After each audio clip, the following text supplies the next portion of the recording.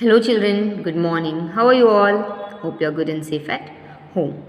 Children, last class we have finished the notes of the lesson Infant Rescue. Today we are going to start a poem that is A Child's Garden. Let's see. Children, take out page number 93 of your textbook. A Child's Garden. This is a poem written by Rudyard Kipling. So children, before starting the poem, I want to know, what do you do if you are unwell and you are in bed? Yes, you lie down, you take rest, you read a book. Yes, you look out of the window or do something else. So this is also a poem of a girl who hurt her knee and she is unwell and she is lying in the garden. Let's see. Now there is nothing wrong with me, except I have hurt my knee, and that is why I have to lay out in the garden all the day. So what happened to her? She has hurt her knee. So where is she lying? She is lying in the garden all the day. Next paragraph. Our garden is not very wide, and cars go by on either side and makes an angry hooty noise that rather startles little boys. So how is the garden described? The garden is not very wide. What lays on either side of the garden? There are cars on either side of the garden. What sound does the car make? It makes an hooty noise. And it startles whom? Little boys. What do you mean by startles? Startle means surprised in a scary way. Next paragraph. But worst of all is when they take me out in cars that growl and shake with charabancs so dreadful near, I have to shut my eyes for fear. So what is the worst thing? It is when they take out in the cars that growl and shake. Growl means it is a sound. When the car starts suddenly, how the car makes a sound? It growl, and it also sometimes shake. Charanbanks means it means the vehicles that have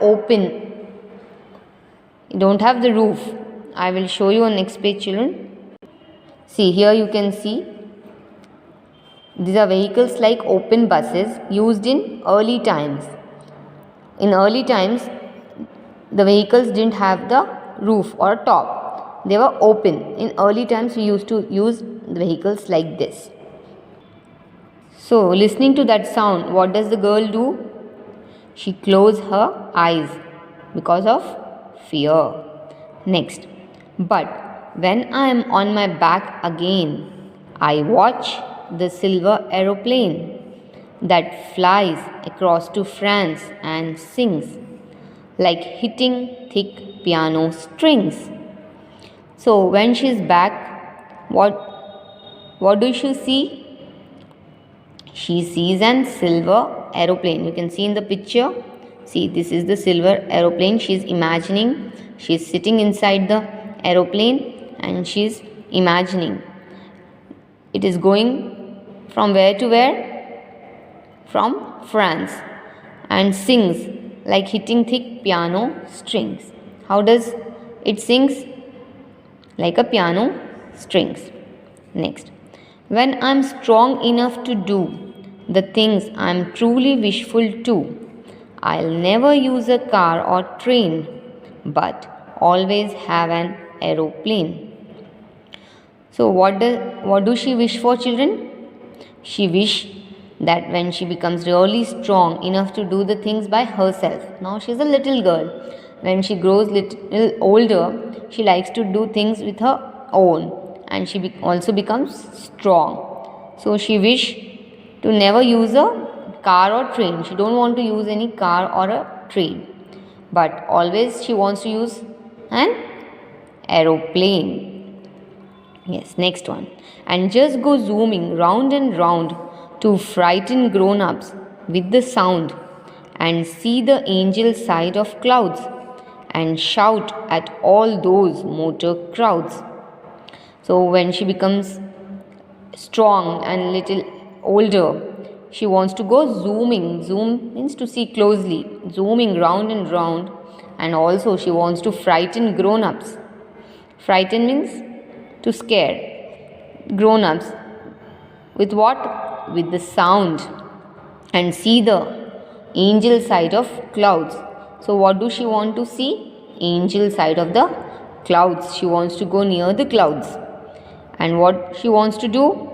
And she wants to shout at all those motor crowds. So this was the poem, children. You read the poem. Okay, now we'll do the exercises. On page number 94, children, A bit, write T for true or F for false for these sentences. The first one, the child cannot run around in the garden. Is it true or false? It's true. Write down T. Second one, the house has a large garden. Did the house had a large garden? No, it had a small garden. So write down F. Third one, the child watches an aeroplane flying across the sky. Is it true or false? True. She watched an aeroplane. So write down T. True. Now next one, fourth one, the sound of the aeroplane annoys the child. Is it true or false? False. Next, fifth one, when the child grows up, she wants to travel in an aeroplane. Is it true or false? True. Yes, she wants to travel in an aeroplane. Next one, B1, color the boxes with the names of sounds that the poet does not like. So, you have to color the sounds that the poet does not like to listen.